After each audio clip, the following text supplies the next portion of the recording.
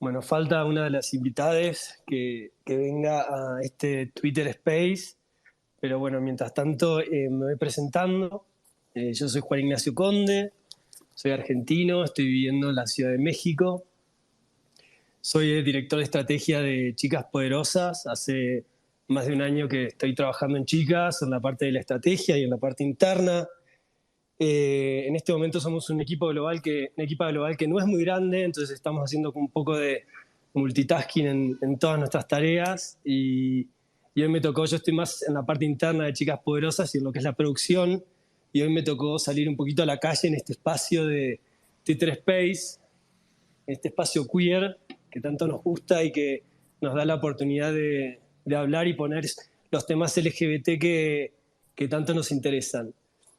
Bueno, Chicas Poderosas, les cuento, es una organización, es una comunidad global que nos encontramos en más de 16 países, en toda Latinoamérica, España y Portugal. Nosotros lo que hacemos es promovemos el cambio en los medios de comunicación. Nosotros queremos que haya más mujeres y personas LGBT y diversidades ocupando puestos de liderazgo en los medios de comunicación. ¿Y cómo hacemos esto? Lo hacemos a través de programas de entrenamiento, a través de investigaciones periodísticas. Y creando también espacios como este de escucha, donde ponemos sobre la mesa nuestras temáticas LGBT en este caso. Bueno, el objetivo de este Twitter Space es compartir experiencias, sobre todo enfocándonos en el medio de comunicación de podcast. Y nuestro objetivo es compartir experiencias de cómo se ha logrado colocar la voz de la comunidad LGBT en los medios de comunicación.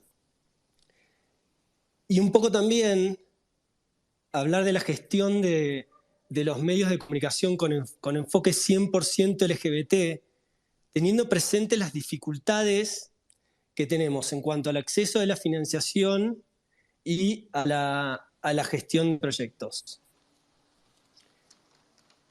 Para poder encarar este espacio y esta charla nos acompañan especialistas en el tema y periodistas de la comunidad que tienen un gran trayecto y un gran camino recorrido y un poco en esta lucha y en esta idea de crear más espacios LGBT y que más voces sean escuchadas. Bueno, les voy a contar que nos acompañan en este espacio Runa Sanabria, de Ecuador, productores de Les Pornógrafes. También nos acompaña Eric Yáñez, de México, creador de Queer Podcast.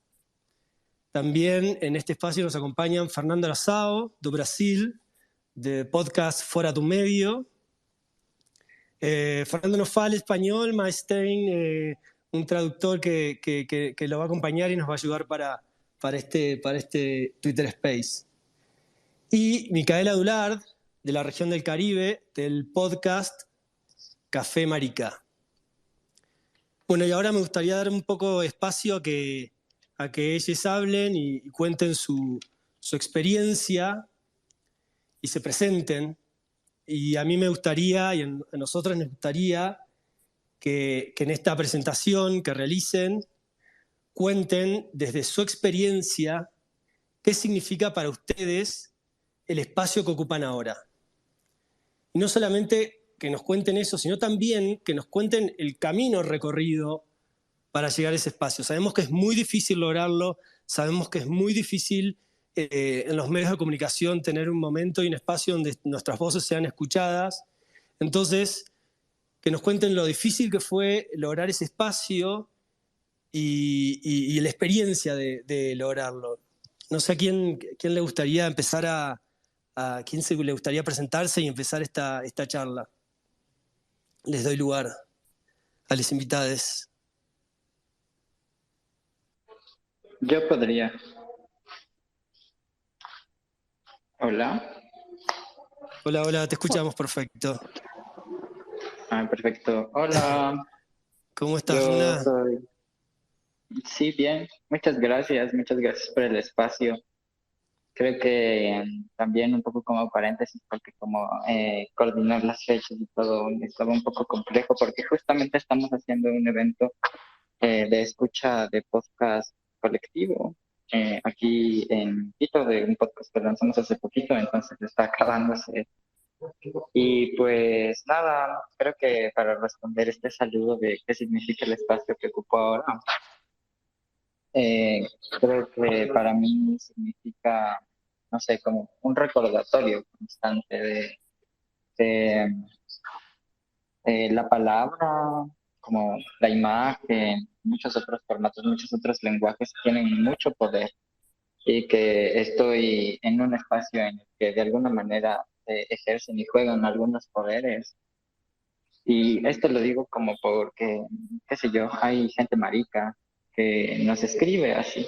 Nosotros no somos un medio, somos como un grupo de gente marica que hace comunicación, pero lo hemos tomado muy en serio. Entonces nos escriben y nos dicen, hemos tenido este problema, queremos visibilizar esta cosa y genera, y genera como trabajo, genera también creación de redes, genera aprendizajes nuevos sobre cómo gestionar crisis, como algunos problemas, cómo gestionar nuestros sentimientos también a veces. Entonces, nada, creo que sí, este espacio que ocupo me recuerda que estos poderes, pues los que y en este camino recorrido ha sido con eso, como la verdad es que desde la colectiva, desde la calle, desde la organización social, desde trabajar con los amigos, y desde querer conocer también amigues, como principalmente maricas, sí, porque creo que hemos vivido como ciertas situaciones específicas, como específicamente con gente trans.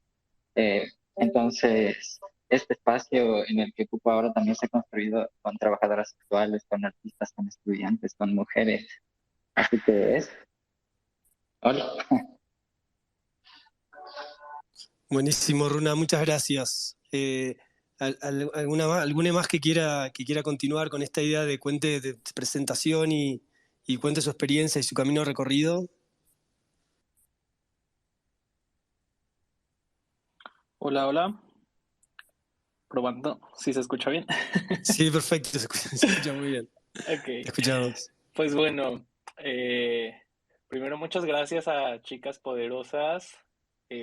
Admiramos mucho desde Queer el trabajo que hacen, sobre todo porque pues les dan las herramientas a la comunidad para que la misma gente haga el trabajo que nosotros de alguna forma estamos haciendo muy a nuestra forma, ¿no? Nosotros hemos abierto camino eh, pues a nuestro modo, pero pues también el trabajo que ustedes hacen ha sido enorme y este espacio es muestra de ello. A nosotros nos emociona muchísimo estar con ustedes y también pues con colegas como Runa, como Fernando, como Micaela, que además pues ya conocíamos. Runa pues siempre también nos comenta, así que estamos muy emocionados de compartir primero este espacio, eso significa este espacio en particular. Y luego hablando de podcast, pues es una bendición. En lo particular, bueno, yo soy productor general de Queer Podcast, o Queer Historias Disidentes, que es nuestro nombre largo, nuestro nombre oficial, que es un podcast narrativo de no ficción, que ya está en la segunda temporada. Estamos produciendo ahora nuestra segunda temporada. Y bueno, para nosotros, que también bueno, ahora en la cabeza somos un equipo de tres, que es Elisa Ayala, que es productora asociada y editora de comunidades, que también está por aquí, y también Dante Ureta, que es productora asociada, pues nos apasiona hacer esto.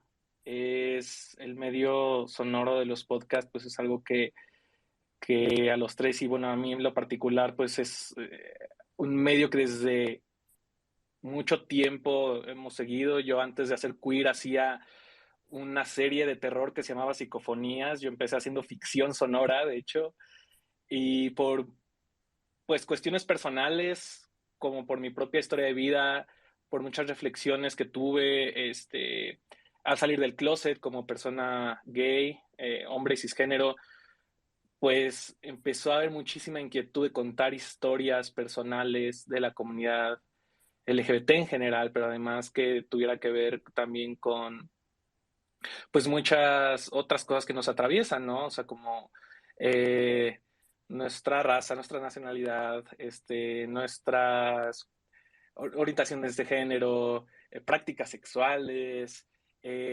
porque pues no son solo cosas que yo vivía, sino que también veía en amigues, en colegas, y pues como que yo di ese paso de la ficción a la no ficción también gracias a pues, los productos que consumía en ese entonces, que también era mucho lo que se hacía en Estados Unidos, porque en ese entonces, antes de que hubiera este boom en Latinoamérica de los podcasts, pues sobre todo había ya un camino recorrido en Estados Unidos, sobre todo gracias a la National Public Radio, la radio pública de allá, pues como que a mí me causaba esa inquietud como de por qué nadie lo hace aquí, por qué no estamos contando esas historias en español, ¿no? Y luego empezó a haber este boom y se dieron las oportunidades para hacerlo. Primero, pues hicimos una convocatoria en donde a nivel Latinoamérica, pues buscamos personas que no necesariamente tuvieran una formación pues específica en periodismo ni en elaboración de documentales o audiovisuales ni nada, sino solo que fueran como, que tuvieran esta inquietud de aprender a contar historias. Y fue así como lanzamos la primera temporada. Ha sido un proyecto que ha sido financiado completamente pues por mí hasta ahora, pero que ha tenido un impacto enorme, ha tenido pues hemos ganado muchísimo, muchísima experiencia, muchísimas, este, también la comunidad que nos escucha ha encontrado, creo, en este podcast y en el contenido que se está haciendo actualmente LGBT en los podcasts, pues un espacio de que no encuentran en otros medios o que es difícil encontrar con un enfoque que les sale directamente y literalmente a ellos, ¿no? A nuestra comunidad. Entonces, ocupar un espacio en esta industria incipiente, si le podemos ya empezar a llamar industria, es una gran responsabilidad, pero también es muy emocionante, es muy cansado, pero es hermoso y pues estoy increíblemente agradecido de estar con ustedes hoy. Qué lindo tus palabras. Y no hay nada más lindo que hacer lo que a uno le gusta. ¿Quién más quiere contarnos? Micaela. Hola, hola, yo puedo seguir. Ah, buenísimo. Vale, bueno, muchísimas gracias. Buenas tardes a todos, a todas, a todos. Yo estoy muy feliz, muy contenta, terminando la jornada laboral ya a las 6 y nada, conectándome aquí con ustedes. Entonces, nada, eso, siempre terminar la jornada es algo que satisface, ¿no? Entonces, estoy como muy contenta de pues empezar mi noche con esta conversación. Mi nombre es Micaela, yo nací en un barrio que se llama Sabana Perdida, Santo Domingo, República Dominicana. Fue ese territorio donde un mal día llegó Colón. Soy una persona negra, racializada, una mujer trans, ¿no?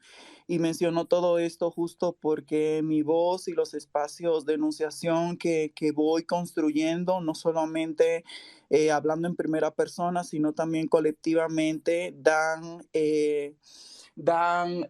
una referencia directa, ¿no? Pues, de quién soy, porque la carne que habitamos, las historias que nos atraviesan, los espacios de comunicación que construimos muchas veces sin la intención de que sean espacios comunicativos, ni querer convertirnos en periodistas, en comunicadoras. Simplemente muchas veces tenemos el deseo de hablar, de escribir, denunciar, porque históricamente siempre se nos ha negado, ¿no?, a ciertos cuerpos que han sido atravesados por ciertos regímenes de opresión, ¿no?, que podemos nombrar, no sé, la heterosexualidad como régimen político, el racismo, ¿no?, el capacitismo, estas lógicas androcéntricas y patriarcales que condenan aquellos cuerpos que se construyen desde la feminidad, etcétera.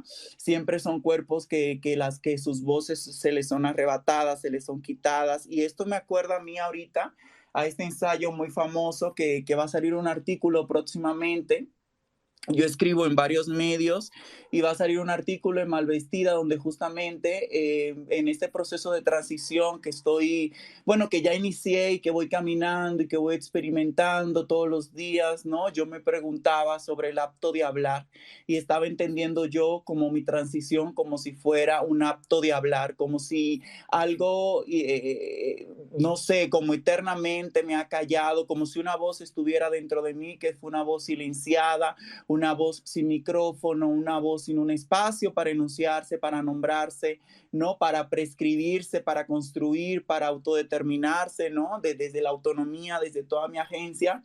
Y justamente toda mi transición me ha hecho pensar sobre el habla y es algo como como muy extraño, ¿no? Porque me llevó a la referencia a la mente este ensayo muy famoso de Gayatri Spivak, que tiene un ensayo que les recomiendo, que ya el ensayo se titula ¿Puede hablar el subalterno? Literalmente es una pregunta, ¿no? Y concluye con algo que no necesariamente yo estoy de acuerdo, ¿no? Que justamente la conclusión de este ensayo es que pues que los subalternos, la gente subalterna, ¿no? Refiriéndose pues sí a ciertas mujeres racializadas, a las maricas, a las VIH positivas, ¿no? No pueden hablar pues porque no tienen un espacio de enunciación. Y para mí Café Marica, y no solamente Café Marica, sino también los otros proyectos en los cuales colaboro, como en la colectiva Frontera, que Frontera es una colectiva de gente negra, racializada, india descendiente, que somos anticarcelarias, anticapitalistas, ¿no? Y que nos articulamos. Yo nací y crecí en República Dominicana, pero también soy una persona migrante, ¿no? La migración también me atraviesa, porque ahorita vivo en México, ¿no? En este estado, en este territorio ocupado por el Estado mexicano. Pero justamente todo eso me llevó a mí a pensar sobre si es cierto que realmente nosotras, las maricas, ¿no? Las disidentes de todo ese sistema sexo-género binario, que en una lógica muy dictatorial, una lógica muy adoctrinante, desde una lógica muy colonial, dice qué tú tienes que ser en el mundo, qué te tiene que gustar, cómo te debes de mover, cómo debes caminar, con quién te debes juntar, ¿no? Que prescribe tu futuro, tu vida, ¿no? Evidentemente todo eso atravesado por ciertos poderes que lo podemos identificar muy claramente. Yo me pregunté si realmente nosotras podemos justamente construir nuestros propios espacios para enunciarme. Entonces, Café Marica viene a abonar a eso, ¿no? Evidentemente, un espacio de enunciación para mí también es a Frontera y otros espacios políticos que ocupo, pero Café Marica viene justamente a construir como ese espacio fijo, porque fíjense lo que me pasaba. Yo tengo la característica que hablo hasta por los codos. Entonces yo donde quiera que estaba, en cualquier lugar, yo así hablo. Y siempre me daba la sensación de que muchas de las cosas que yo decía se quedaban ahí, ¿no? Que eso también es súper bonito, ¿no? La hablas con una amiga, con alguien y se queda ahí. Fue una noche maravillosa y reflexionamos mucho, pero ahí se quedó. Y ustedes saben también que antes de la pandemia esto no estaba tan de moda, que te invitaban a un conversatorio en un espacio y las conversaciones se grababan y luego tú podías regresar a ella. Antes todo era muy presencial, lo que decía se dijo y ahí quedó, ¿no? Entonces justo yo pensé en Café Marica porque para mí era como un lugar que yo podía tener, que yo nunca lo pensé como para que sea un podcast súper famoso y que la gente, o sea, incluso no lo es, ¿no? Y que la gente lo siga y lo multicite, etcétera, sino más bien como un espacio en el cual yo pudiera pensar en voz alta y pudiera compartir muchas de las cosas que me estaban atravesando, porque me di cuenta que cuando yo hablo y cuando verbalizo, tengo la capacidad de sanar las heridas que tengo. Entonces todo fue así como parece que todos esos procesos tan intersubjetivos, tan subjetivos, tan propios, ¿no? Que tienen que ver con la carne negra que habito, ¿no? Con la carne trans que habito, con la carne cero positiva que habito también. Parecería que todo eso tenía que ver solo conmigo, pero cuando yo lo verbalizo, lo escribo, lo hablo, es una forma también de sanar.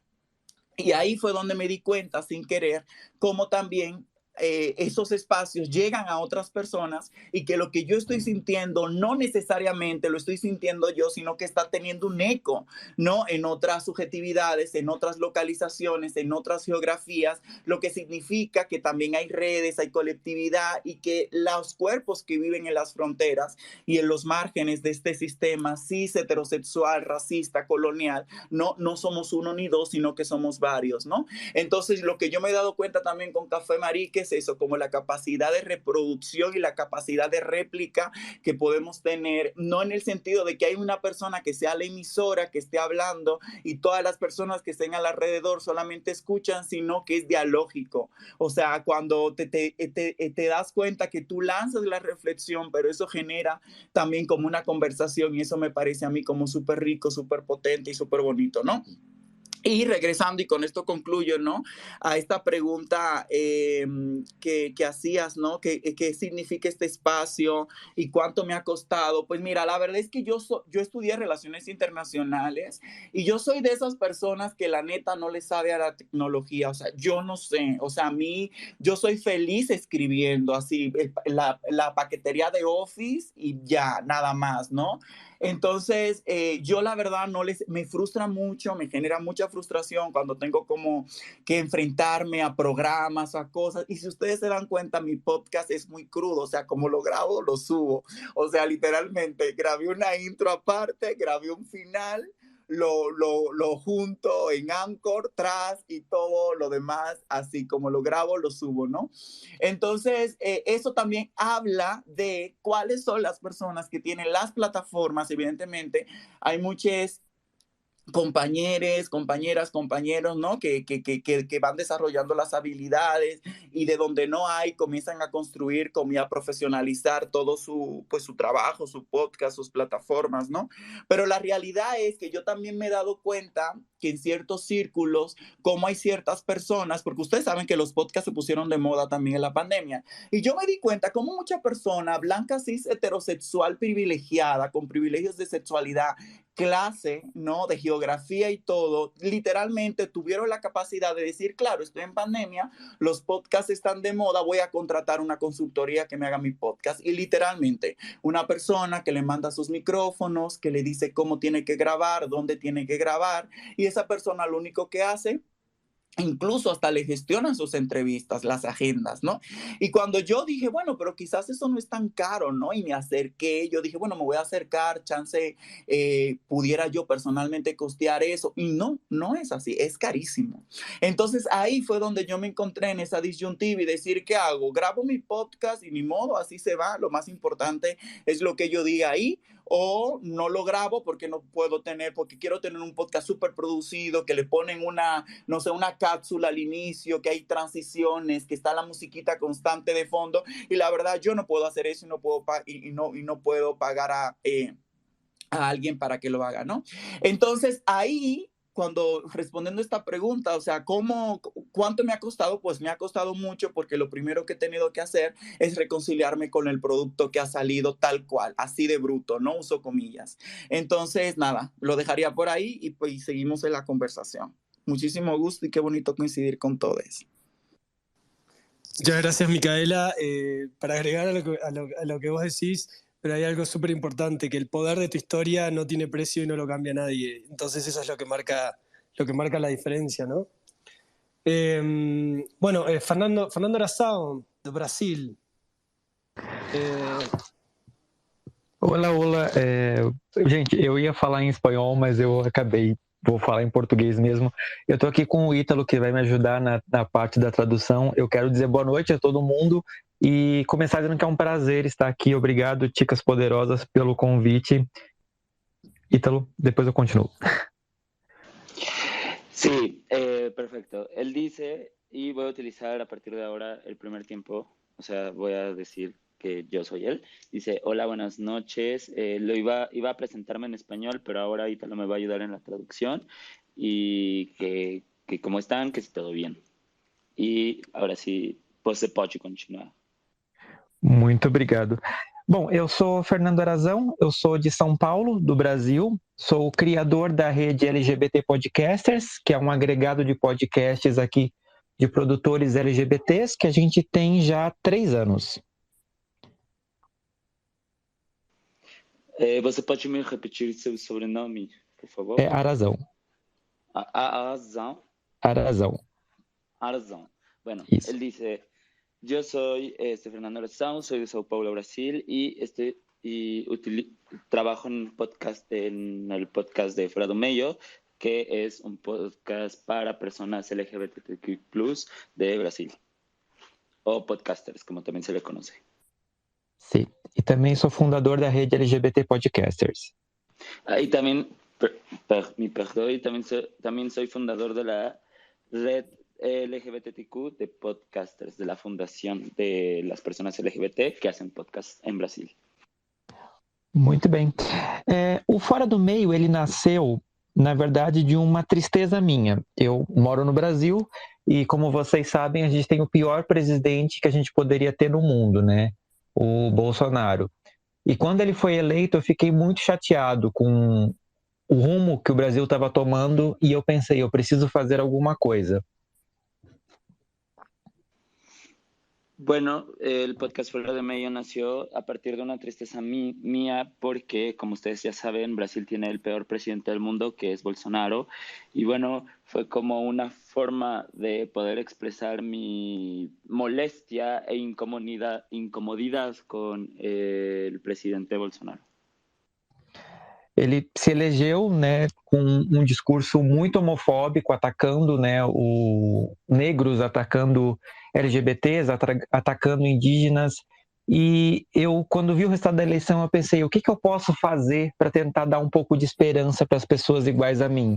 E daí surgiu a ideia de criar o Fora do Meio, que era uma forma de dar esperança para a galera que às vezes não tem o privilégio que eu tenho de morar num grande centro e estar protegido por, né, todos amigos y etcétera.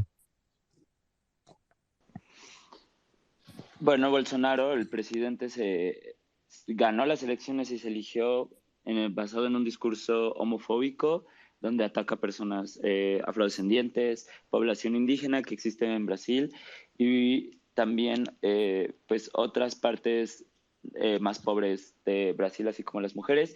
Y bueno, él decidió crear este podcast, ya que con base en su privilegio, pues él está protegido en una zona céntrica y del litoral brasileño, entonces pues no hay muchas personas que puedan contar con ese gran privilegio en Brasil y es como dar una voz a estas poblaciones. Você pode continuar. Sim, sim. E a Micaela falou uma coisa que é importante, eu sou um homem branco, cis, né, então eu vejo o quanto eu tive acesso a muitas coisas e eu uso o Fora do Meio para dar voz para pessoas que talvez não tenham tanto esse acesso, né? Então, eu sempre abordo temas de pessoas trans, chamando pessoas trans para conversar comigo, chamando mulheres, chamando indígenas e qualquer pessoa que tenha uma história boa para contar e que às vezes não tem a voz tão ouvida justamente por causa dessa questão do machismo e do privilégio que as pessoas brancas têm na sociedade. Como Micaela dijo, yo soy un hombre blanco cisgénero, pero el podcast Fuera de Medio también nació para darle voz a esas personas, a personas indígenas, a personas afrodescendientes racializadas y a mujeres como mis entrevistados. Por ejemplo, he tenido bastantes chicas trans en mi podcast. Entonces, Fuera do Meio es un podcast donde yo le quiero dar voz a todas las personas que no la han podido tener y que sí, usando ese privilegio para poder yo también escuchar esas voces. Você pode continuar. Sim, e também a ideia de chamar Fora do Meio, né, que é um termo até pejorativo, que é uma pessoa que não se envolveria com a comunidade LGBTQIA+, e as nossas lutas, ele é para falar também de uma forma acessível para pessoas que não estão dentro da comunidade, para que elas também possam entender as nossas demandas, porque eu acredito que conhecimento e empatia são capazes de transformar o mundo. Então, a minha meta é conversar com todas as pessoas, né, para criar essa empatia e a gente agregar na nossa luta. Fuera do meio o fuera del medio podría sonar como un término peyorativo, ya que hay personas que no se sienten identificadas o personas que no entenderían lo que es nuestra lucha del colectivo LGBTQ+. Entonces, también quiero que el podcast Fora do Meio funcione para las personas que están fuera de nuestra comunidad, puedan entender bastante de nuestras cuestiones, nuestras luchas y existir. Esta también es mi meta, poder llegar a otro público y poder también poder hablar con estas poblaciones y poder hacerlos entender, ya que la empatía puede cambiar el mundo y creo que la empatía transforma el mundo. No se puede continuar. Gracias, chicas poderosas. Gracias, Ítalo. Es esto. De nada. Muito obrigado, Fernando, por tu comentario y por contar tu experiencia. Bueno, ahora bien, sabemos que este camino recorrido fue muy difícil, por lo que todos nos están contando, y ahora tenemos que mantener este espacio, o sea, logramos la lucha, peleamos, logramos nuestro espacio, pero ahora tenemos que mantenerlo. Entonces, ahora me gustaría que ustedes nos cuenten cuáles son los desafíos que tienen o las dificultades que tienen para mantener ese espacio. Y sabemos que también de esas dificultades surgen nuevas oportunidades. Entonces, lo que me gustaría ahora saber es eso, qué dificultades tienen para mantener este espacio. Porque ahora tenemos que mantenerlo. Llegamos acá y ahora hay que mantenerlo. ¿Cómo hacemos? ¿Cuáles son esas dificultades?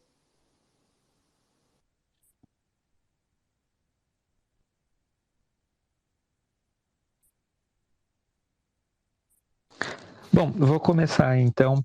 Eu acho que a principal questão para mim e que eu vejo dos meus colegas produtores de conteúdo aqui no Brasil é justamente a falta de apoio que a gente tem, principalmente do governo, por questões óbvias, né? Voy a empezar yo. Yo lo que siento es que nosotros vemos una falta clara de apoyo aquí a los productores de contenido LGBT+, ya que bueno, el gobierno no nos está apoyando en nada, sobre todo a nosotros los productores de contenido. Então, uma das minhas lutas criando, né, a rede LGBT Podcasters é justamente essa troca de experiência com produtores, pequenos ou grandes, para que a gente vá crescendo junto, né, e criando uma voz maior e que ecoe mais pelo Brasil, para justamente poder criar essa rede de apoio, de proteção para as pessoas que acabam ouvindo e achando refúgio apenas nos podcasts. Es por eso que yo creé la red de podcasters para poder apoyarnos entre nosotros, no solo con experiencia, sino también con productores grandes, pequeños o medianos, para poder nosotros tener una voz más fuerte dentro de Brasil, todo, y también tener una red de protección, una red de apoyo y una red de comunidades para poder tejer entre nosotros. É isso. Obrigado. De nada. Obrigado, Fernando. Si quieres, yo puedo seguir. Bueno. Sí, por favor. Vale, bueno, yo identifico 3 retos principales que me parecen a mí apremiantes para las personas que estamos construyendo nuestros propios espacios de enunciación, como ya mencionaba, ¿no? Nuestros propios espacios donde no tengamos que pedir permiso para hablar. Me acuerdo a otro texto de Domitila que justo se titula así, ¿puedo hablar? ¿No? Irrumpe en una conferencia de feministas blancas en los años 70 en México.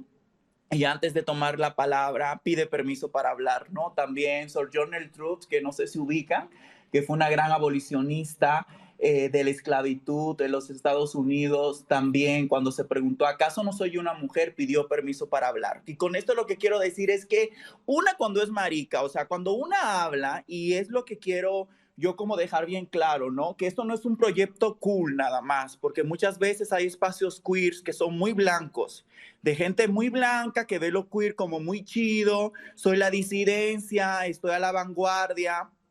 soy súper progresista, obsérvenme, y tengo un proyecto que es un podcast, ¿no? Para mí mi podcast es un espacio de sobrevivencia, es un espacio de resistencia, es un espacio de transformación, es un espacio donde yo literalmente estoy disputando la palabra, porque históricamente la palabra se me ha sido negada, ¿no? Y hablo desde mi negritud, desde mi afrodescendencia, desde mi enfermedad, desde mi devenir trans. Entonces quiero yo empezar por eso, ¿no? Porque cuando una se posiciona desde ahí, desde la disputa, o sea, cuando yo hablo y grabo un episodio y digo, ¿sabes qué? Voy a hablar sobre ritmocidio y ver cómo, no sé, artistas blancas como la Rosalía, ¿no?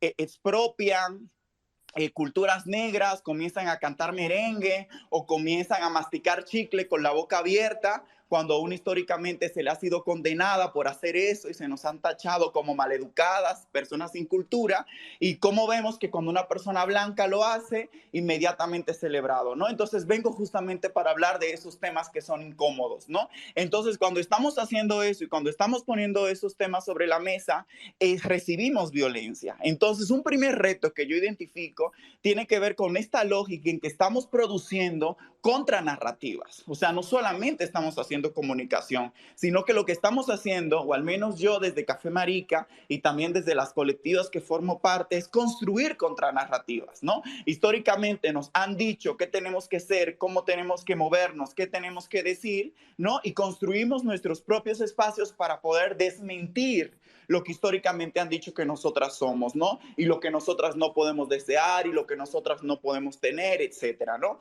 Entonces, el primer reto que yo identifico es un reto sistémico, es un reto histórico, es un reto estructural que tiene que ver con una violencia colonial, que tiene que ver con la heterosexualidad como régimen político, que tiene que ver con el racismo, porque muchas veces los cuerpos y las vidas que se celebran, no tú, o sea, y yo no sé si alguien ha tenido la misma experiencia que yo cuando se es marica y mujer trans negra o racializada o prieta, ¿no? En América Latina.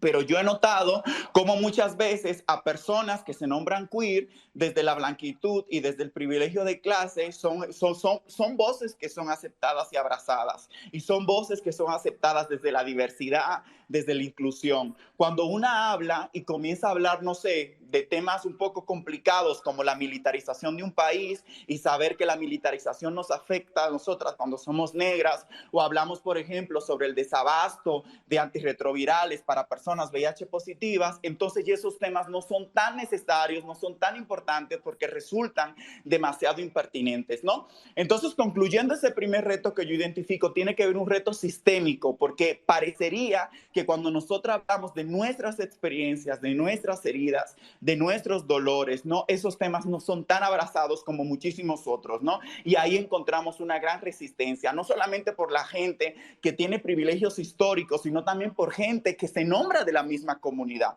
Y eso es muy fuerte, ¿no? O sea, gente que te puede decir, óyeme, sí, pero es que tú eres muy violenta. Si lo dirías de otra manera, sería mucho mejor. Sí, pero es que a ti te gusta causar división. Sí, puede ser que haya racismo, pero es que somos la comunidad LGTB. ¿Por qué tienes que insistir tú sobre ese tema, no? Entonces, el reto no solamente lo encontramos frente a un mundo que es, que es este mundo que es claramente transfóbico, homofóbico, racista, sino también que el racismo, la transfobia, la xerofobia, la encontramos dentro de las propias personas que nos escuchan, que se nombran personas de la comunidad, uso comillas, LGBT, ¿no? El segundo reto que yo encuentro que me parece importante y es que tiene que ver también con la democratización de las tecnologías, que tenía que ver mucho con lo que decía en la presentación. Creo que no todas las personas parten del mismo lugar. Podemos hablar, sí es cierto que hay podcasts, y eso no solamente sucede con los temas LGBT, también sucede con temas como el feminismo, por ejemplo. Sí es cierto que hay podcasts hoy de personas que están hablando sobre diversidad sexual, sobre racismo, etcétera, pero a mí me parece que esos espacios en su gran mayoría también son muy blancos. O sea, muy blancos, porque las personas que lo están haciendo son personas incluso que tienen un capital tecnológico y un capital cultural y una posición social que le posibilita realizar eso, ¿no? Entonces, pero la verdad es que la gran mayoría de las maricas racializadas, prietas, enfermas, no hablan en primera persona, ¿no? Generalmente, y eso es algo que a mí me gustaría decir, porque yo me di cuenta, una de las cosas que me motivó a mí a hacer mi podcast fue cuando yo me di cuenta que muchas blancas me invitaban a sus podcasts. Y yo dije, basta. O sea, todas las blancas invitan a las personas racializadas, trans, a sus podcasts. Entonces es un podcast, parecería que esta persona se pone como en una posición de que, mira, te doy un espacio para que venga y cuente sus historias, pero la realidad es que la gran mayoría de nosotras no tenemos nuestros propios espacios para contar las historias. Y una de las cosas que a mí me motivó para crear Café Marica fue eso, un espacio propio donde yo hable en primera persona y donde no tenga ningún intermediario para poder contar mis propias historias, ¿no? Y eso tiene que ver mucho con este reto, este segundo reto que identificaba, que tiene que ver con la democratización de los medios, de las tecnologías, de las oportunidades, del acceso a ciertas plataformas que tenemos que tener. Y yo creo que aquí un reto súper importante para estas plataformas y redes que se están proponiendo como objetivo no apoyar a proyectos y a podcasts emergentes de este tipo, es tener una visión bien clara, imbrincada sobre lo que significa habitar en esas intersecciones de la sexualidad, de la raza, de la clase, de la enfermedad y muchísimos otros vectores, ¿no? Porque la verdad es que muchas veces que esos espacios que nosotros consideramos como disidentes están siendo protagonizados por sujetos que bien es cierto que no son heterosexuales, pero son sujetos que tienen privilegios de clase y de raza, y yo creo que dejar de ver eso es un grave error, y eso es un segundo reto que identifico muy fuerte, ¿no? Y el último reto que identifico tiene que ver también con el tiempo, y que tenía que ver con esto que yo decía al inicio, que decía, bueno, acabo de trabajar y trabajo, como rápido y me conecto a este espacios que me hicieron esta invitación y me interesa muchísimo participar, porque parecería, no todas tenemos el tiempo para producir. Yo no sé si ustedes se han dado cuenta, esos podcasts que son súper periódicos, que dicen cada 2 semanas, el tercer miércoles de cada día a las 8 de la noche, sale nuevo episodio, y tienen toda una estrategia de marketing para hacer un engagement y todo el pedo, y eso también habla de un privilegio, eso habla de los recursos, eso habla, y muchas de nosotras hacemos nuestros proyectos de manera autogestiva mientras estamos sobreviviendo, ¿saben? Entonces no es que cada 3 semanas voy a subir un episodio el último miércoles de cada mes, es ahorita que tengo tiempo y ahorita que traigo estas reflexiones por aquí, me voy a sacar una hora, voy a grabar rápido y a ver cuándo me puedo sentar de nuevo para juntar todo y publicar el episodio, ¿no? Y ahí estamos hablando también de un tema de desequilibrios de poder, un tema de que no hay una democratización también pues personas que históricamente están en una posición privilegiada y que ocupan esos espacios, ¿no? Y al final de cuentas son los proyectos más visibles, más invitados, etcétera, etcétera, etcétera. Entonces, para mí un reto súper importante, y es una pregunta que yo lanzo también y la dejo así como a nivel general, es cómo podemos seguir manteniendo estos proyectos autogestivos mientras estamos sobreviviendo y mientras estamos disputando la vida en el cotidiano, ¿no? Porque muchas estamos disputando la vida en el cotidiano, ¿no? Entonces, ¿cómo podemos seguir manteniendo esos espacios de enunciación, esos espacios comunicativos, mientras seguimos disputando la vida, ¿no? Y eso es otro reto que me parece a mí, pues, importante y de carácter estructural también. Ya, gracias. Muchas gracias, Micaela. ¿Alguien más quiere seguir con esta pregunta, con estos desafíos que tenemos la comunidad LGBT para mantener nuestros espacios en los medios? Sí. Bueno, pues del lado de Queer Podcast, pues creo que el principal reto es solo hacerlo. Pues como dije al inicio, Queer Historias Disidentes es un proyecto de no ficción, es un podcast narrativo, y pues hay pocos realmente podcast narrativos pues en la oferta de podcast en general, yo creo, y realmente no hay pocos, creo, y sobre todo pocos que cuenten exclusivamente las realidades de la comunidad LGBT, sobre todo porque son caros de producir y porque la producción también es muy larga. Entonces, creo que el principal reto ha sido habernos animado a ser pues un precursor o uno de los proyectos que abren la brecha del periodismo narrativo o de los podcasts narrativos pues en México, y pues creo de los pocos que únicamente le hablan a la comunidad LGBT que son de este tipo, ¿no? Y para ponerles en contexto, quiero hablar de pues qué es lo que toma producir Queer Podcast, que pues cada episodio es un documental, son documentales sonoros, cada uno dura hasta 1 hora, y cada uno también nos toma aproximadamente de 2, o sea, los que menos nos toman de producción nos toman 2 meses, nos podemos aventar hasta 6 meses, depende también la historia. Hay historias que seguimos, por ejemplo, nuestro último episodio es sobre Estuardo Cifuentes, que es un migrante guatemalteco que fue víctima de la política Stay in México de la administración Trump. Y, por ejemplo, le dimos una grabadora para que hiciera audiodiarios. Él tiene él trabaja en una organización que se llama Proyecto Corazón en Estados Unidos, donde desde Estados Unidos le ayuda a personas que están en la frontera de México con Estados Unidos buscando asilo, a buscar la vía legal, o más bien pues ayudarles en su proceso para cruzar la frontera. Y le dimos una grabadora para que creo que fueron como 3, 4 meses, documentara cómo era este proceso de comunicarse con la gente que buscaba los servicios del proyecto, ¿no? Entonces, pues eso fue un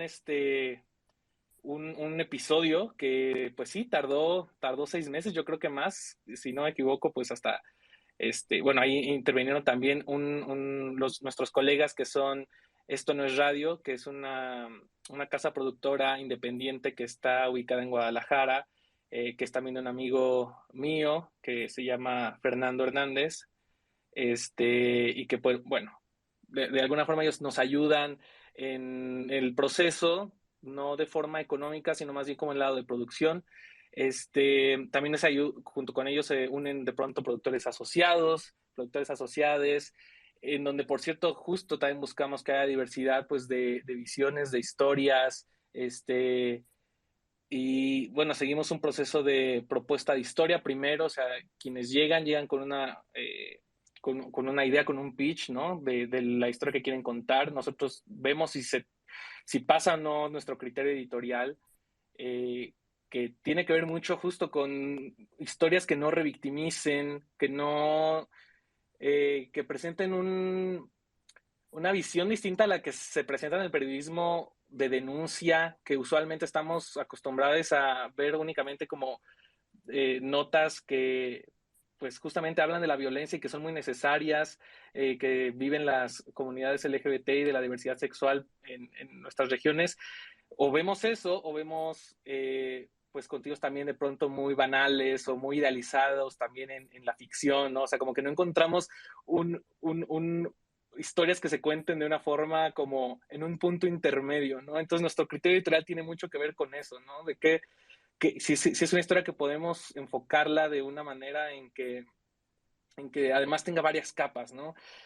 Puedo hablar de eso más adelante, pero bueno, esa es como la primera parte. Luego hacemos un pre-reporteo. Esto es acercarnos con la persona hasta conocer su historia. Hacemos una edición de historia, estructurarla de tal forma que podamos entenderla, y luego redactar una guía de entrevista. Hacemos la entrevista, trabajamos de pronto hasta con 10 horas de material, hacemos un guión, el guión puede pasar hasta 4 o 5 versiones, hay edición de voz, hay diseño sonoro, en fin, es como un proceso muy largo que de pronto nos damos cuenta de, ok, por esto no hay muchos podcasts narrativos, ¿no? O sea, y yo he aprendido a hacer esto, pues ha sido un camino largo de autoaprendizaje. Yo estudié comunicación, sí tengo digamos, un pasado, sí, académico, un poco de estructuras narrativas, de aprender a hacer esto, pero también ha sido mucho prueba y error, ¿no?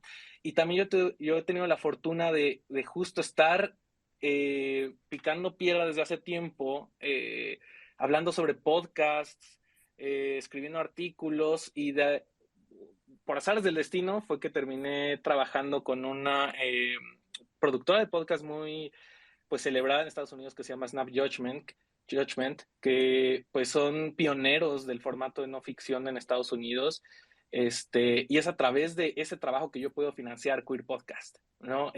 Sí nos hemos acercado de pronto a personas que o bueno, instituciones, organizaciones, marcas que pueden financiarlo, pero pues esto es una industria. O sea, hay que entender también que estamos de pronto en un boom de una industria que de pronto, y de hecho fue gracias a Spotify, que pues abrió esta posibilidad de escuchar podcast en su plataforma, que de pronto hay un montón de podcasts.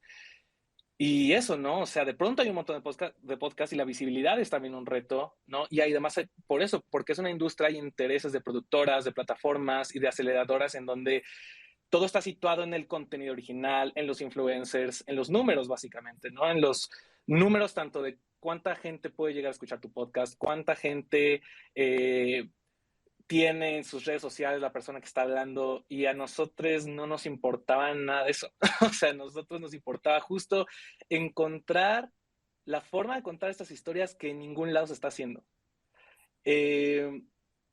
Y bueno, también digamos que somos independientes justo por esta situación en donde pues no hemos encontrado justamente cómo esta industria incipiente nos abrace para financiarnos, pero también por un poco por convicción, porque al ser un podcast independiente no nos estamos atando a ninguna línea editorial, no nos estamos atando tampoco a un, pues qué sé yo, alguna requerimiento que nos pongan, alguna plataforma, tienen que tocar este tema, no pueden hablar de esto, no pueden hablar de sí, de este otro. De pronto en una historia, por ejemplo, la de Gus Guevara, que es un activista potosino, que sufrió una agresión sexual a través de la plataforma Grindr.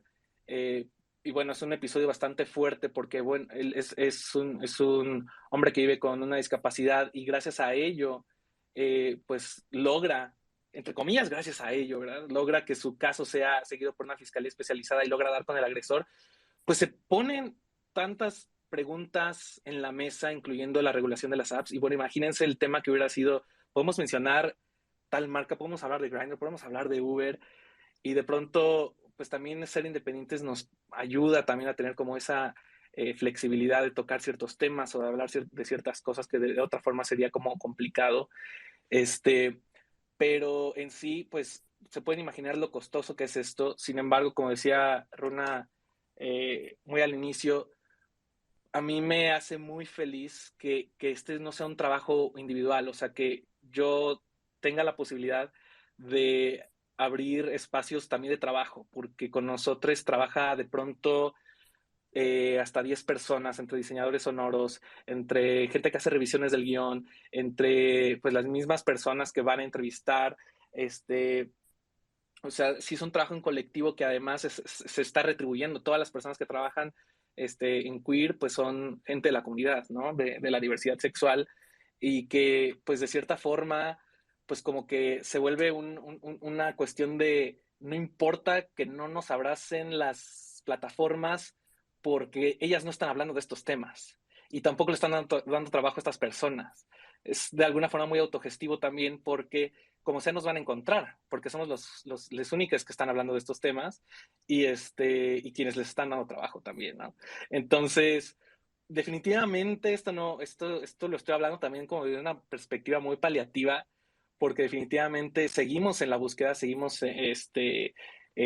buscando becas, buscando patrocinios, buscando organizaciones y plataformas que nos puedan proyectar todavía más. Afortunadamente hemos tenido un recibimiento increíble del público y creo que somos el podcast en esta categoría LGBT, al menos en Spotify, con las reseñas pues más altas hasta ahora, y estamos increíblemente orgullosos y agradecidos de eso.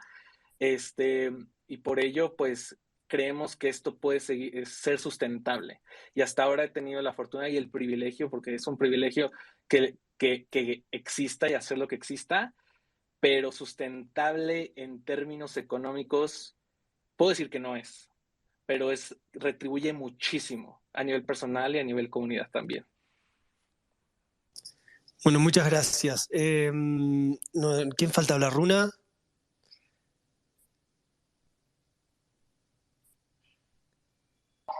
Sí.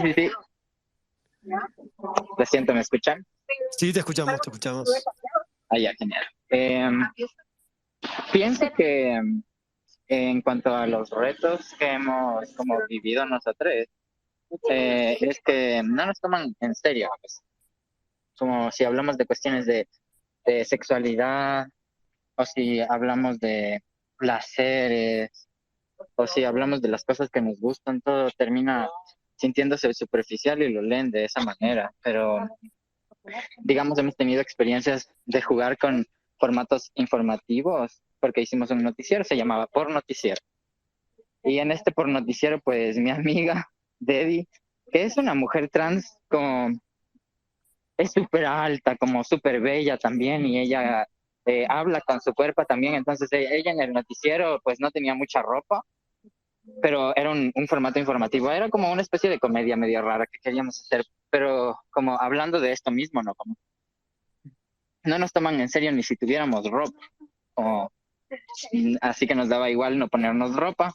Luego también coincido con lo que ya estaban mencionando, obviamente el dinero y los fondos es como de las cosas principales, porque no es que estemos trabajando muchas maricas y principalmente personas trans en medios, no es que nos lleguen contratos o muchísimos proyectos. Creo que estamos viviendo desde la autogestión, al menos aquí en Ecuador, como la gente marica, trans que está intentando también hablar o participar del discurso público, qué sé yo. Pero también pensaba que ya más en la práctica, eh, un reto es como sobrevivir.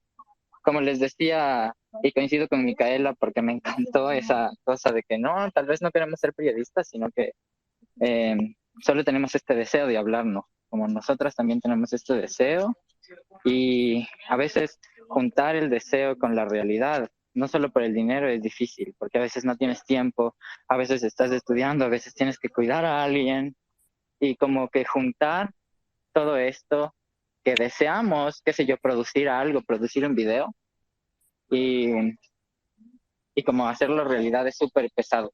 También un poco con lo que de queer que siempre me queda, ¿no? Todo el proceso que hacen y todo el proceso que lleva a hacer un texto o un podcast, ¿no? Como siempre ese trabajo es titánico por todas las vidas que tenemos que llevar. Eh, y creo que en esto también en la práctica, nosotros cubrimos muchas marchas feministas y de derechos. Y un reto es que nos reconozcan como comunicadores, como gente que está haciendo un trabajo ahí, que está cubriendo cosas, porque si en el Ecuador, pues los policías a veces no te ven con un gafete de un medio tradicional, te golpean y no estás protegida.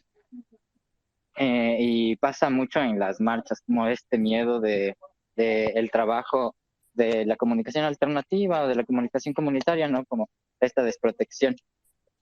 Y creo que también, como estaba pensando en que creo que también un reto es sobrevivir a este siglo y a la virtualidad, ¿no?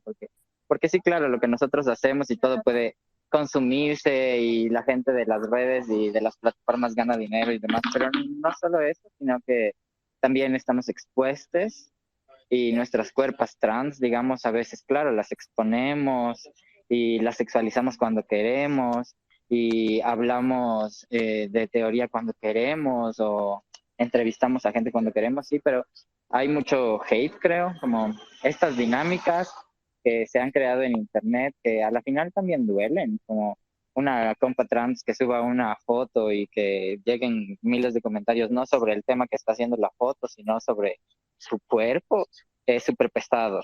Y son cosas que a veces hemos tenido que lidiar y que pensarnos, ¿no? ¿Cómo vamos a reaccionar ante estas violencias? No es que se estén hablando en muchos espacios, pero que sí en algunos espacios que ya están sintiendo como estas violencias en redes, principalmente son como mujeres que hablan de los acosos, del ciberacoso, de las formas de obtener información, de chantaje, son cosas que suceden mucho como a las comunidades trans. Entonces es también parte de la complejidad, creo. Eh, y creo que igual como hablando de estas vidas trans, nuestras redes pues son importantes, creo. Entonces, como aprender a jugar en este mundo, de cómo hacerlo, muy desde la práctica, no lo siento tanto como un reto, pero es más bien como lo que siento que estamos intentando vivir y eso. Muchas gracias Runa. Y ahora voy a hacer una pregunta que en este momento me resulta un poco difícil también hacerla después de escucharles y más después de parafraseando lo que dijo Micaela de que mientras estamos realizando nuestro trabajo estamos disputando con nuestra vida.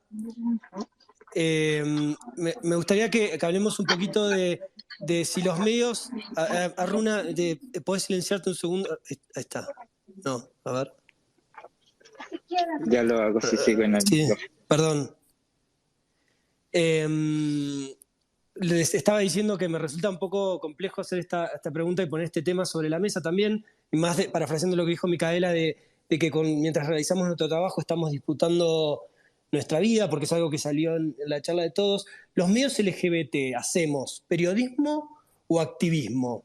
¿Y cuál es la diferencia un poco en esto, ¿no? Porque también está relacionado con el financiamiento. Sabemos que hay sponsors o medios de comunicaciones grandes que financian el periodismo, pero no el activismo, y a veces es muy, teniendo en cuenta nuestras vidas, nuestro trabajo, nuestro camino recorrido, es muy difícil diferenciarlo. Entonces me gustaría un poco que planteemos esto y que me gustaría escucharles esto, si los medios LGBT hacemos periodismo o activismo y un poco cuál es la diferencia de esto. Oli, creo que aprovecharé también para tomar la palabra, porque en mi experiencia siempre fue un debate todo esto. Yo hago comunicación desde que era adolescente en un programa muy hermoso que se llamaba La Red Nace, la red de niñas, niños y adolescentes comunicadores del Ecuador. Y éramos guaguas, así, adolescentes que estábamos jugando a hacer productos. Jugábamos a hacer reportajes, a hacer historias de vida, y estas se compartían en los medios, porque era un proyecto como que las alianzas estaban en organizaciones internacionales y uno de los medios tradicionales de aquí, del país. Y lo que pasaba era que para nosotros no era solamente jugar con las cámaras o jugar a reportear algo, que era re entretenido y que aparte también se iban como construyendo estas herramientas de cómo puedes hacerlo mejor, cómo perder los nervios, ¿no? También era una práctica de, o como lo enmarcaban, de participación, de recordarnos que, claro, vos, guagua, adolescente, es importante lo que tú digas, ¿no?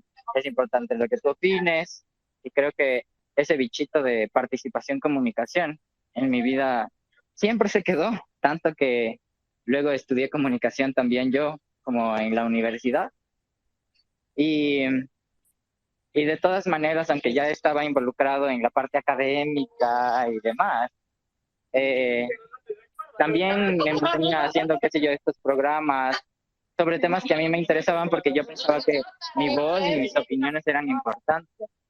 Y creo que no solo era el punto de opinar, sino de opinar de mis realidades, ¿no? Como la oportunidad de compartir y en este compartir también tener el chance de escuchar, porque creo que en este ejercicio de comunicación también tienes el chance de poder escuchar si es que lo llevas a ese camino.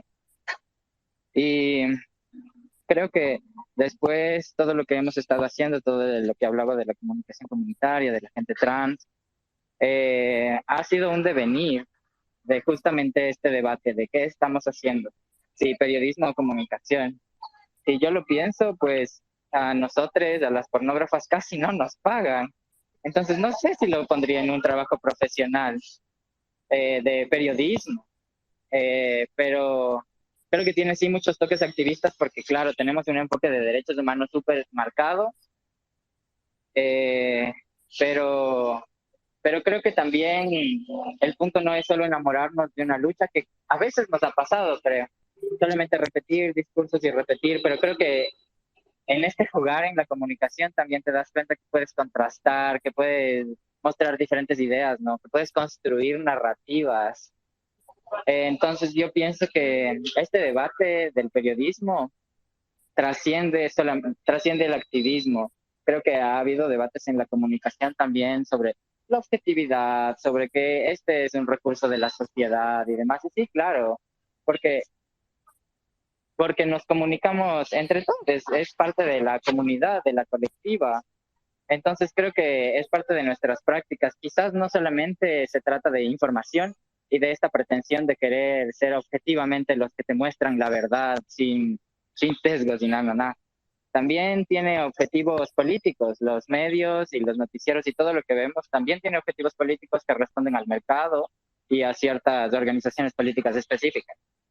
Entonces creo que las maricas, nosotras, estamos sí haciendo periodismo, estamos haciendo periodismo comunitario, pero también es un periodismo activista, me atrevería a decir, una mezcla de todo.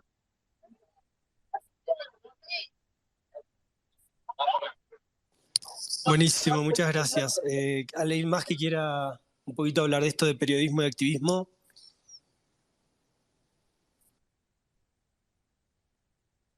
Vamos, Micaela.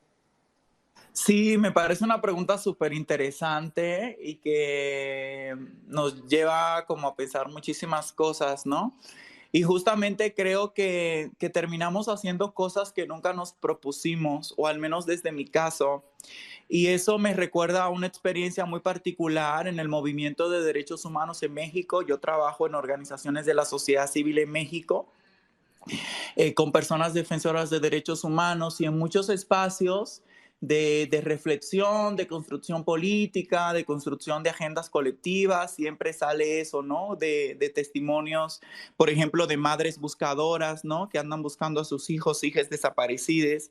Siempre dicen, es que yo la verdad, yo nunca me propuse ser una persona defensora de derechos humanos, ¿no?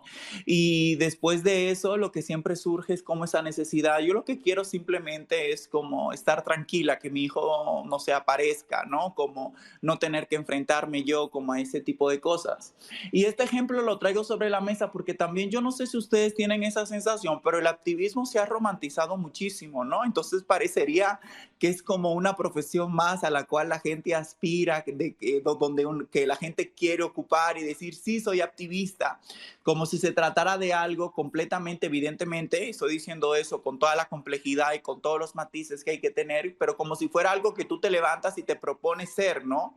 Cuando en realidad, regresando a esta parte y a esta que mencionaba también al inicio, de la disputa por la vida, de contranarrativas, cuando al final son cuestiones muy desgastantes, ¿no? Por ejemplo, en mi caso como mujer trans, tener que enfrentarme todos los días a discursos transfóbicos, no solamente de personas que son abiertamente, sí, pues abiertamente transfóbicas, ¿no? Sino también incluso de feministas que se ubican desde un feminismo radical, que se suponen y que se nombran a sí mismos activistas, pero niegan la existencia y la posibilidad de ser diferente de otras mujeres, ¿no? Como pues en el caso de nosotras, ¿no? Las mujeres trans. Entonces, con esto lo que quiero decir es que no es como que una terminó siendo periodista o haciendo periodismo porque una se lo propuso, sino más bien porque ha sido una fuerza, una sinergia que te ha llevado a ese lugar, incluso hasta sin desearlo y sin quererlo, ¿no? Y por eso es que quiero, y he insistido mucho en este espacio, en rescatar cómo estos espacios que hemos construido, que hemos ganado, que son podcasts, espacios de comunicación, que no solamente son podcasts, ¿no? Sino existimos en muchísimos otros formatos, ¿no? Estamos resistiendo. No lo hacemos simplemente porque se suscriba como a un proyecto profesional, sino también porque es como disputando todos los días con la palabra, ¿no? Nuestra presencia en el mundo y decir, aquí estoy, no estoy enferma, no estoy loca, no estoy mal, etcétera, etcétera, etcétera. Y utilizo también estas palabras con muchísimo cuidado porque también nos metemos mucho como en esta lógica superbinaria, donde pues sí, se patologizan, por ejemplo, a las personas neurodivergentes o se patologizan a las personas que vivimos con VIH, ¿no? Se enfermizan, etcétera.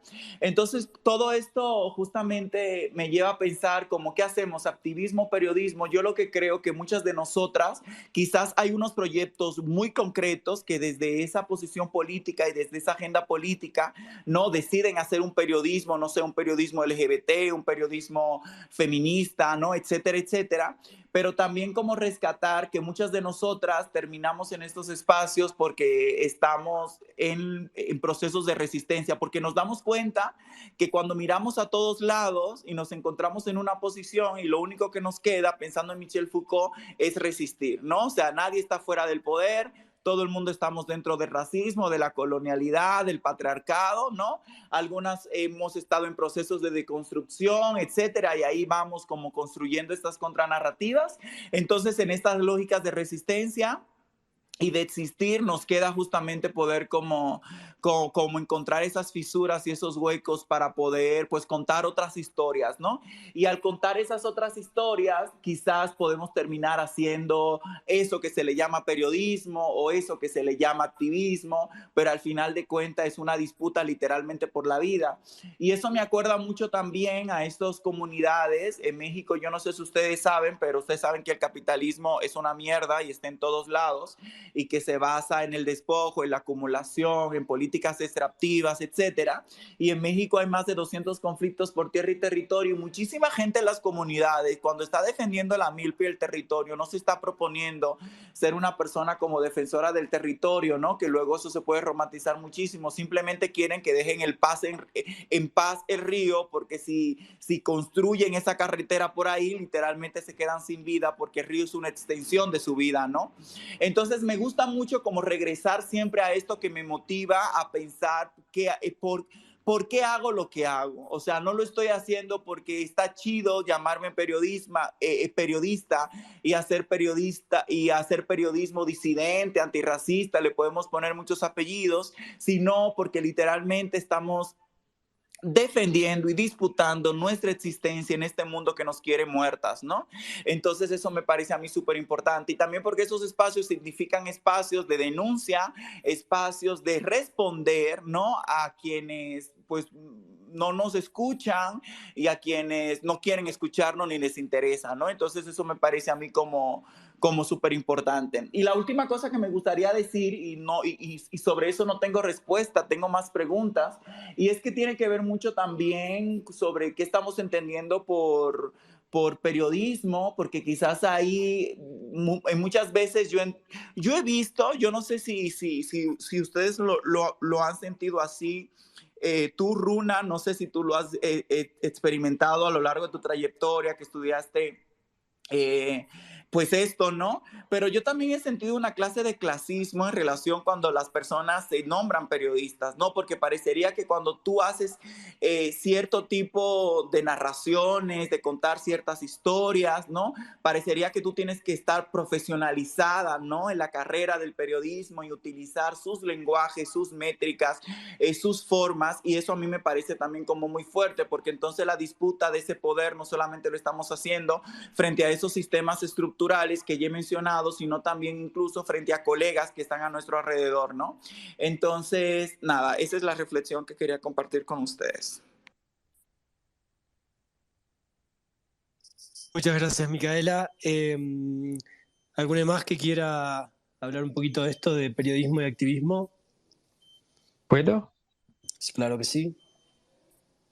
Bom, eu vou falar um pouquinho com as pausas para o Ítalo poder fazer as traduções, mas assim, na minha visão, eu acho que não tem como separar a questão do jornalismo e da luta LGBTQIA+. Para mim, eles, na minha vivência, pelo menos, elas são muito intrínsecas. Eu vou falar um pouquinho do porquê logo na sequência. En mi visión, yo considero que no se puede separar el ser LGBTQ y luchar por los derechos o por la causa LGBT+.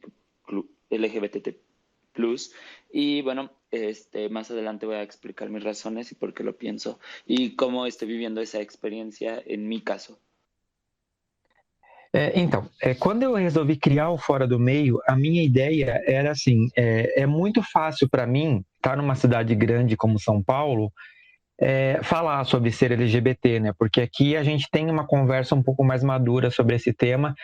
Só que assim, enquanto eu estou vivendo a minha vida aqui normal, eu sendo uma pessoa que cresceu numa cidade de interior e que sofreu todo tipo de e que sabe todo tipo de homofobia que essas pessoas que vivem nos locais sem muito acesso à informação sofrem, eu preciso dizer para essas pessoas que estão me ouvindo e que estão nesses lugares que não tem nada de errado com elas, porque eu tive essas dúvidas quando eu era adolescente, né? Então, eu acho que a minha obrigação hoje é ter essa voz. Bueno, cuando yo creí el podcast Fuera do Medio o Fuera del Medio, lo empecé a imaginar no solo desde mi perspectiva viviendo en una ciudad grande de Sao Paulo, una ciudad enorme como en Sao Paulo, porque en Sao Paulo podemos llegar a tener este tipo de conversaciones o este tipo de temas, este tipo de debates de una forma más madura. Pero bueno, yo también fui un chico o un adolescente gay del interior de Brasil, donde viví todo tipo de ataques y homofobia. Y bueno, cuando crecí me dije a mí mismo que tenía esta responsabilidad de alzar la voz no solo para mí, sino para todas las personas también del interior de Brasil y poder, poder hacer que las voces del interior de Brasil fueran escuchadas y fueran respetadas a través de mi podcast. Sim. E ainda mais vivendo num país que é governado por uma pessoa como o Bolsonaro, né? E um país que é campeão de crimes de ódio contra a população LGBTQIA+, principalmente pessoas trans.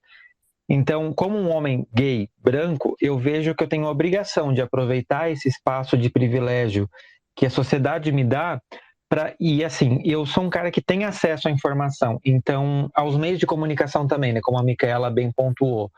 Aqui é fácil para eu adquirir as coisas, né, estando em São Paulo. Então eu vejo que eu preciso dar voz a essas pessoas e a forma que eu encontrei isso foi através do meu podcast, né? Que é um processo, que é um trabalho jornalístico. Perfecto.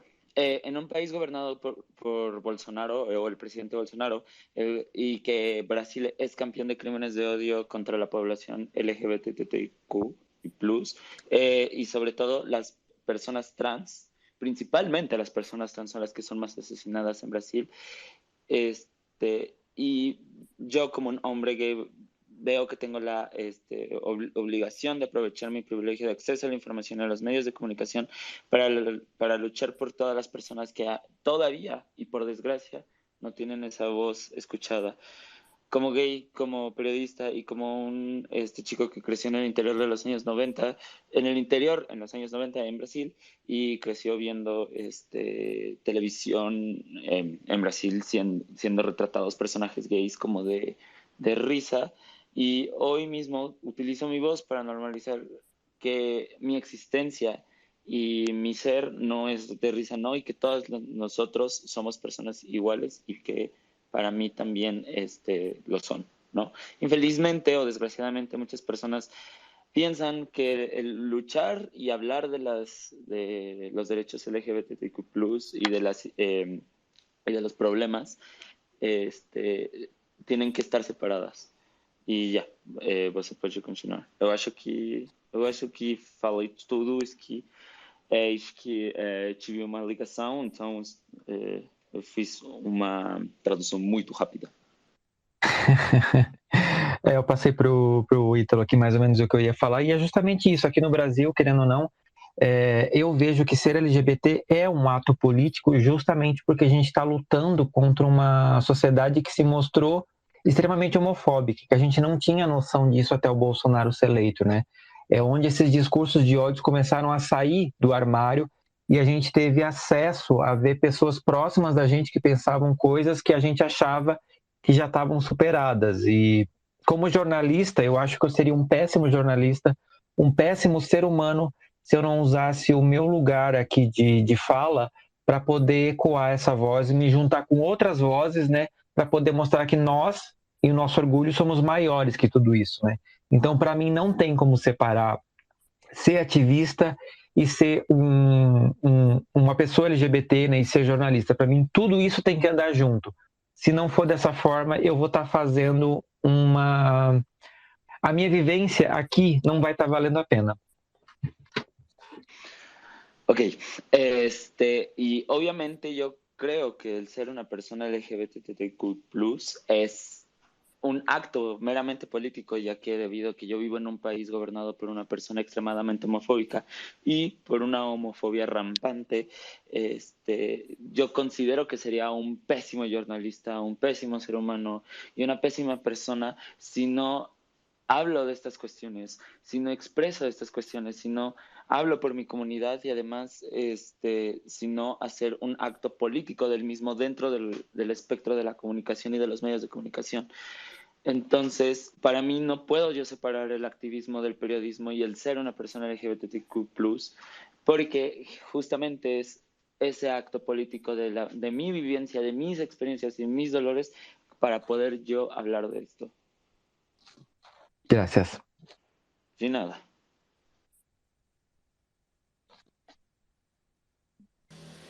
Bueno, muchas gracias. Y voy a hacer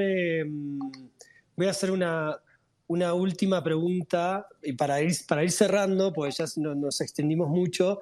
Realmente este espacio queer que hemos creado, hermoso todo lo que han dicho y contar sus experiencias.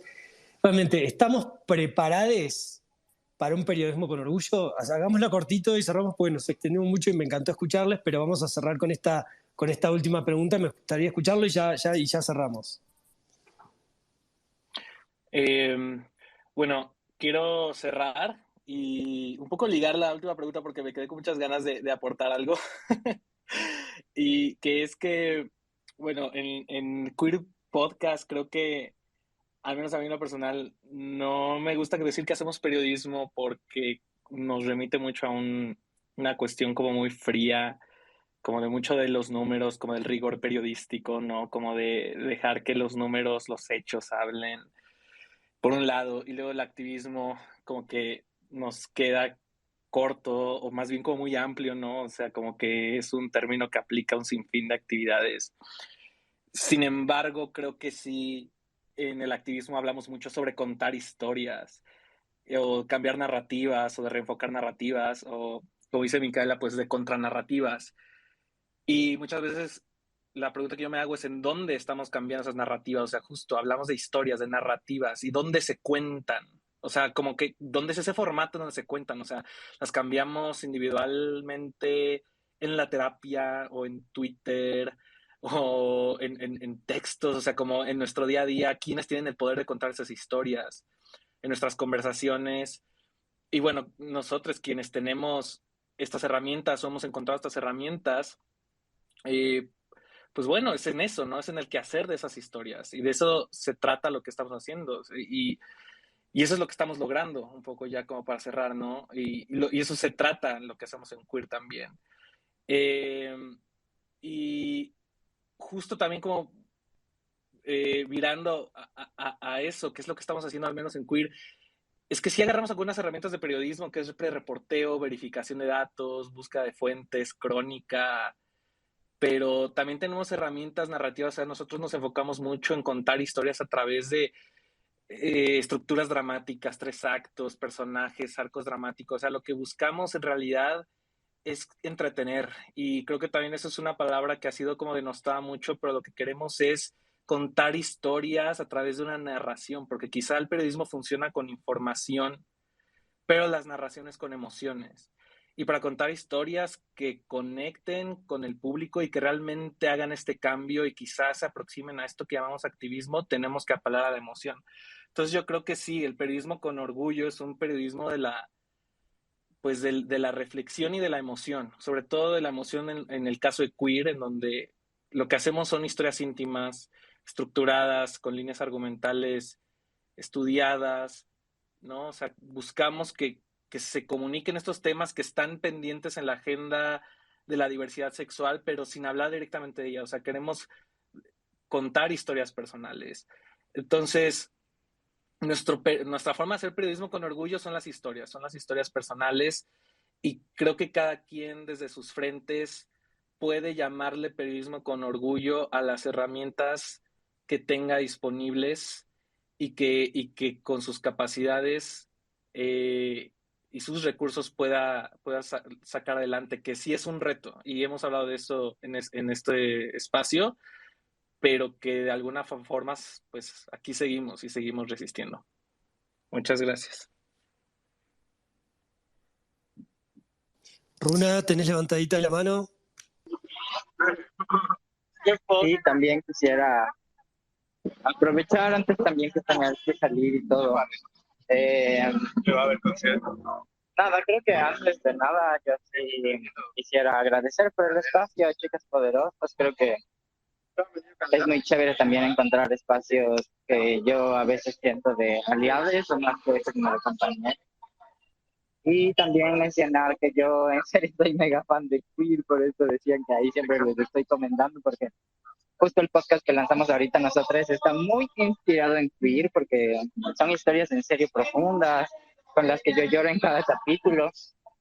Y eso era lo que me inspiraba, ¿no? Como estas historias que sí me llevan a mis realidades y con las que sí me conecto, que son diferentes a las de la televisión tradicional.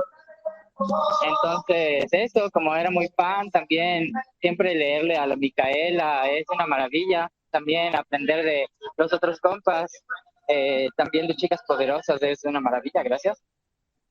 Y yo pienso que a esta pregunta de si estamos listos para el periodismo marica, tal vez, como yo lo diría, para mí la respuesta es no importa, porque ya nadie nos puede detener y así estaba publicando yo.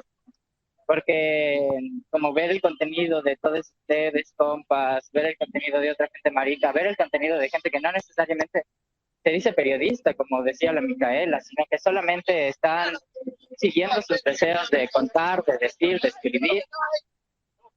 Y creo que eso no, ya no se va a poder detener porque han luchado muchas compas detrás de nosotros para ganar estos espacios, estos pequeños espacios que tenemos y que aún vamos a seguir tomando. Nosotros tenemos una experiencia. Teníamos 2 programas de radio, uno en la Casa de la Cultura, que es una radio pública, y otro en Guambra, que es un medio comunitario digital. En la radio de la Casa de la Cultura, obviamente, y es lo que decía la Micaela, pretendían que tengamos un lenguaje serio, no podíamos decir marica, no podíamos usar, entre comillas, malas palabras, ¿no? Porque teníamos nosotros que acomodarnos a sus vidas, a su forma de comunicación. Y en ese mismo momento teníamos otro programa, en este medio comunitario digital que les digo. Ahí nosotros solo éramos nosotros y lo disfrutábamos tanto. El programa era como tan agradecido siempre, como era una experiencia. No solamente era ir y hacer un programa o tener una entrevista, era una experiencia. Y entonces creo que estas experiencias y las vidas maricas ya no se van a callar más, no, ya no estamos en esos puntos y gracias a la lucha de todas, gracias a la creación de contenido de todas, porque aunque no esté listo el mundo, como no está listo para contenido feminista ni muchas otras cosas de mujeres, de otras cuerpas socializadas, de otras cuerpas vistas, de otras existencias tampoco, como estamos pensando, estamos haciendo redes, y para mí eso es como bacán, así como en espacios de chicas poderosas también, encontrar a la gente trans, con quien yo me he identificado con lo que dicen, con lo que muestran. Así que nada, ojalá nadie nos detenga y muchas gracias por todo lo que hacen todos.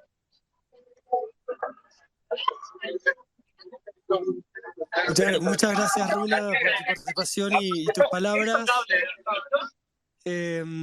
¿Alguien más quiere cerrar? Con el cierre de esto, ¿estamos preparados? ¿Yo puedo decir algo? Claro que sí. Voy, gracias.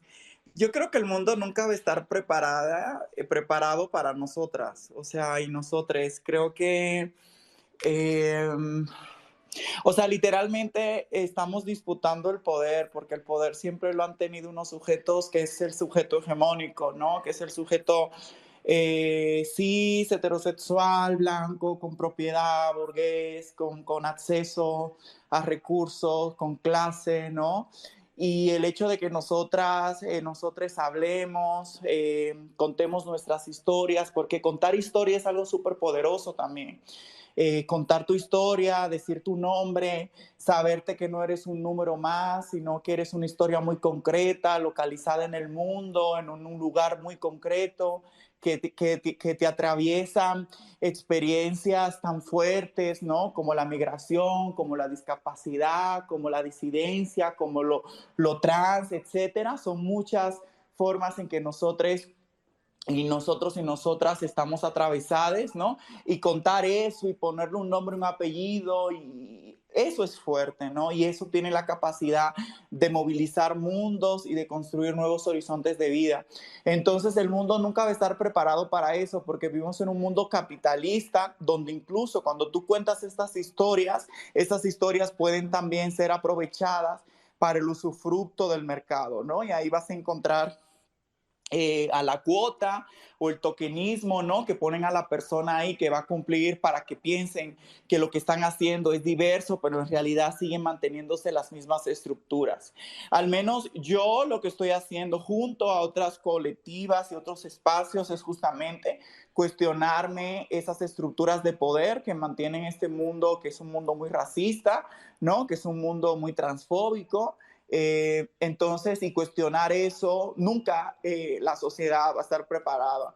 Y deja tú hablar de la sociedad, pensemos en nuestros círculos más cerrados, piensen en sus amigues, en su familia, en el trabajo, piensen en todo eso y sabrán que no están listos tampoco, ¿no? Entonces, imagínense, si en esos espacios más concretos, más limitados, más pequeños, vemos los límites en la cara literalmente, no, imagínense cómo es plantearlo como a nivel general, ¿no? En términos de sociedad, ¿no? Y todo lo que eso involucra y conlleva. Sin embargo, aunque no están preparadas, yo creo que nosotras cuando decidimos, por ejemplo, mi propia experiencia, ¿no? O sea, cuando yo decidí, cuando yo me nombré porque ya no aguantaba más y dije soy una mujer trans, ¿no? Imagínate en un mundo, vivir en un país donde es el segundo, donde más se asesinan a personas trans, ¿no? Entonces eso es un indicador claro de que la sociedad no está preparada, pero no es una cuestión de que una espere a que la gente y a que el mundo esté preparado, sino que estamos literalmente pues existiendo, ¿no? Y existir involucra eso, poder pues enfrentarnos a esas estructuras.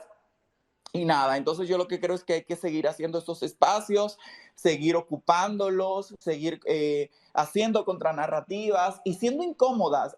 Hay que abrazar la incomodidad, hay que abrazar la incomodidad porque yo creo que la incomodidad nos lleva a otras esferas que nos permiten hacernos preguntas sobre las diferencias que constituyen este planeta, ¿no? Y yo creo que eso sí puede hacer cambios transformadores.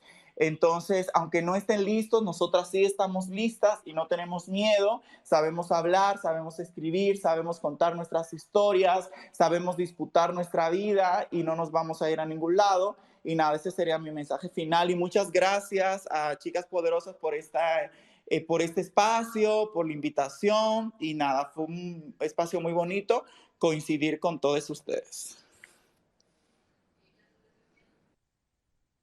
Gracias a ti, Micaela, por este power. Fernando. Sim. Eu só vou pedir para colocar o Ítalo como orador também, para ele poder fazer a tradução. Acho que a internet dele caiu ali, ele voltou agora.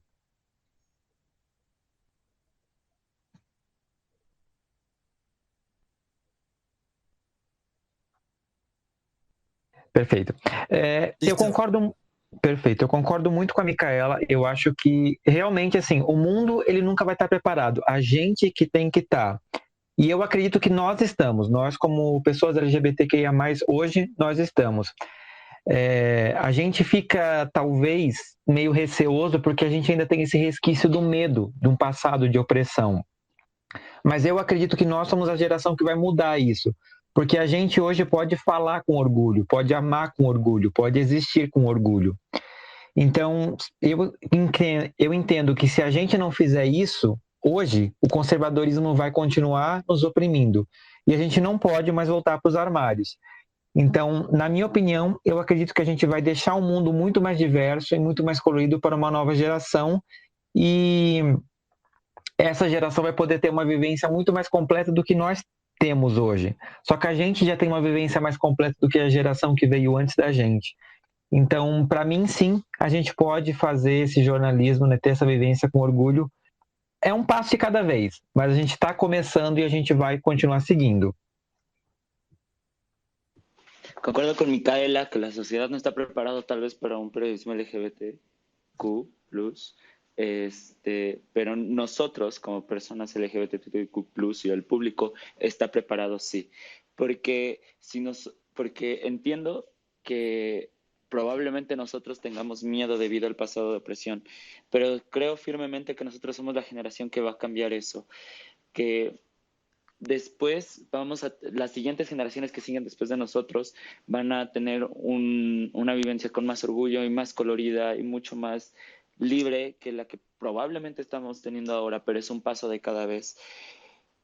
para amar con orgullo, por ejemplo. Si esto no hacerlo ahora y no empezar cada vez con este paso y desde este momento, el conservadurismo puede continuar y va a continuar y va a ganar y va a continuar sobre todo nos oprimiendo. Y yo creo que este mundo va a ser más diverso y colorido para esta nueva generación y puede tener una vivencia más completa de lo que la generación que vino antes de nosotros. Y bueno, eso es prácticamente nosotros, que solamente nosotros podemos contar esta história. Sim, eu acredito que o pessoal do Queer falou isso mesmo, né? E é verdade. Só a gente pode contar a nossa história e a gente tem a obrigação de fazer esse trabalho, né? Deixar esse legado para a geração que está vindo aí. E isso é uma coisa que me deixa muito feliz e muito esperançoso. Eu estou vendo as pessoas falarem cada vez mais, evoluírem cada vez mais essa conversa, e com isso todo mundo vai ganhar, né? A gente, a geração que está vindo aí, as pessoas que não fazem parte desse meio LGBTQIA+, que vão poder... Porque, assim, o machismo, ele não impacta só a nossa vida, né? Ele impacta a vida de um monte de gente que, às vezes, com coisas ruins, que essas pessoas também sofrem. Então, eu entendo que a nossa vitória é uma vitória do mundo, é uma vitória de todo mundo. Creo que fue las personas de Queer quien dijo eso, de que solamente nosotros podemos contar nuestra historia, porque al final, o sea, es esto lo que nosotros debemos de hacer, no es una obligación. Además de que también, bueno, hay gente que no pertenece al colectivo LGBTQ+, pero bueno, es así también como en el machismo, ¿no? Que, por ejemplo, por diversas cuestiones y por diversos hechos, el machismo puede afectar a toda la esfera de la población y de la sociedad. Es lo mismo con nosotros y con la homofobia o la LGBTQ-fobia. Entonces, creo que eso es lo que, al menos en mi podcast, quiero hacer, y con lo que quiero que estemos preparados para un futuro y sobre todo para las nuevas generaciones que están viniendo por aí. E eu quero aproveitar e agradecer então o pessoal do Chicas Poderosas pelo convite, eu adorei, foi sensacional, e a todo mundo que participou e ouviu até agora, né? Eu estou muito feliz de ter dividido essas experiências com vocês, e só gratidão. Y quiero agradecer a Chicas Poderosas por ese momento increíble y pasé un buen momento. Muchísimas gracias a todos ustedes y a los que nos escucharon. Muito obrigado, Fernando, pela sua participação. Estamos em contacto. Bueno, gracias a todos por este espacio, por dar tiempo a poder hablar de estos temas que nos generan tantas cosas, ¿no? Y por el contenido poderoso de sus historias y sus experiencias. Este grupo de aliades que se generó acá, saben que desde Chicas Poderosas estamos disponibles para lo que ustedes necesiten y para cualquier espacio que quieran convocarnos. Y nada, pueden visitar nuestra página web de Chicas Poderosas, seguirnos en nuestras redes, ver nuestros temas. Y bueno, damos por finalizado este hermoso espacio queer, que vamos a repetirlo en algún momento porque yo me quedo con ganas de mucho más. Así que gracias a todos por el poder de sus historias. Muchas gracias. Bonita noche. Bonita noche.